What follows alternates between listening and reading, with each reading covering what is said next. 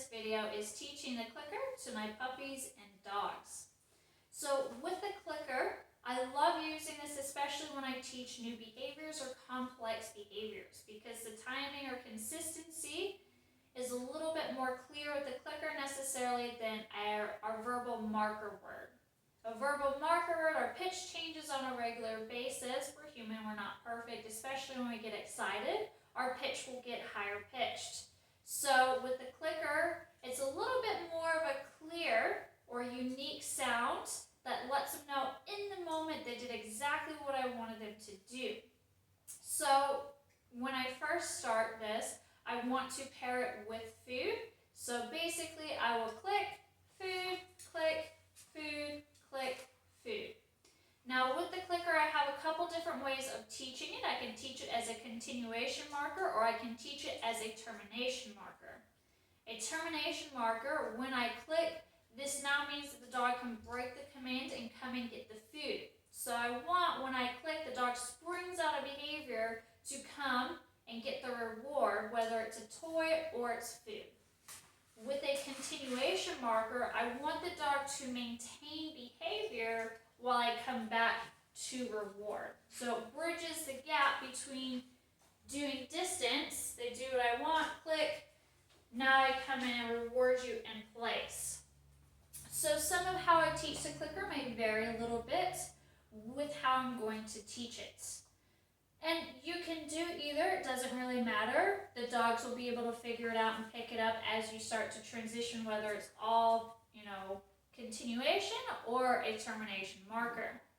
So if you want it to be a continuation marker, typically I'm going to focus more stationary, click, reward, click, reward.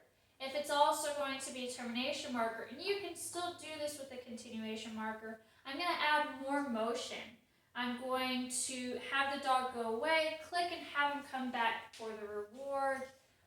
I typically would do a mix of both before I decide whether that dog is going to be a continuation marker or a termination marker. So, it's pretty easy pairing the clicker. Click. I wait about 1 second to 2 seconds, and then I reward the dog. Click. 1, 2. Reward the dog. 1, 2.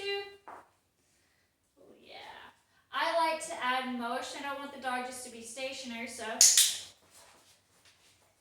Boy, oh yeah. You can also get creative and you can toss and throw the food. Now we're kind of activating a little bit of chase drive, which especially for my puppies or dogs who have a little bit of a prey drive will like. Oh yeah. Good puppy.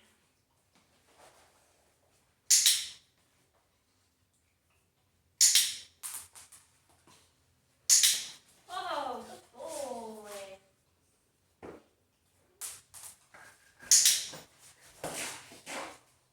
And what I want to start to see happen is when I click, especially if my puppy's distracted, they're not focused on me. I'm going to wait till he maybe gets distracted. If they're not focused, when I click, you see them get excited and start looking at me expectantly. Because now they understand that whenever they hear click, that means they're going to get food. So let me let him get distracted. Good boy.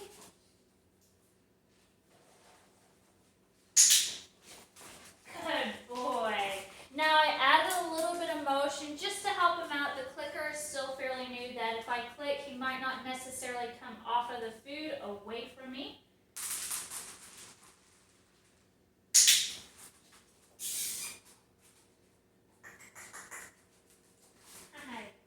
So I'm not going to give him a whole lot that time.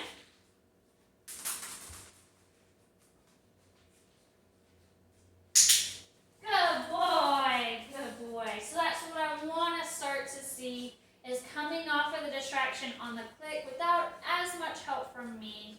That lets me know, hey, my puppy is starting to understand that click equals food.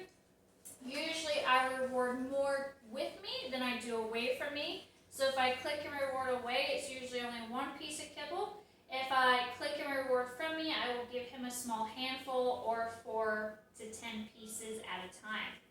Now, adding this in with our commands as our communication, the moment he does exactly what I want him to do, I'm going to click and then reward. So, sit. Good boy. Sit.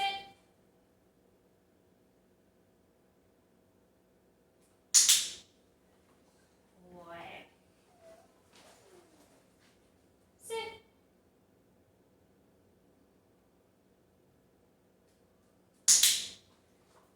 Boy. Now I can layer this in with any commands. If I'm doing it with something that has motion, I typically wait to click until the point of no return. So if I do this away from me, I get my puppy to go away. I'm going to wait till it almost gets to me and then click. Come. Good boy.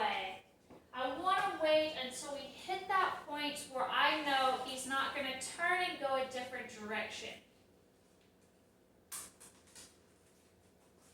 Come. Boy.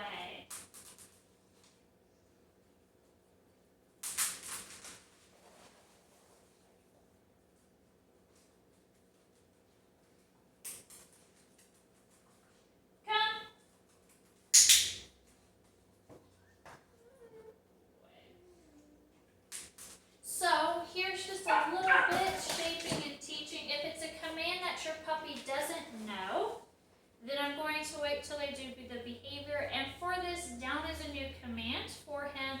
He knows how to lure for it, but he doesn't understand a verbal command for it. So I'm going to first lure, then give the command, click, and then reward. Oh yeah, good puppy. So I'm going to lure the behavior. Down.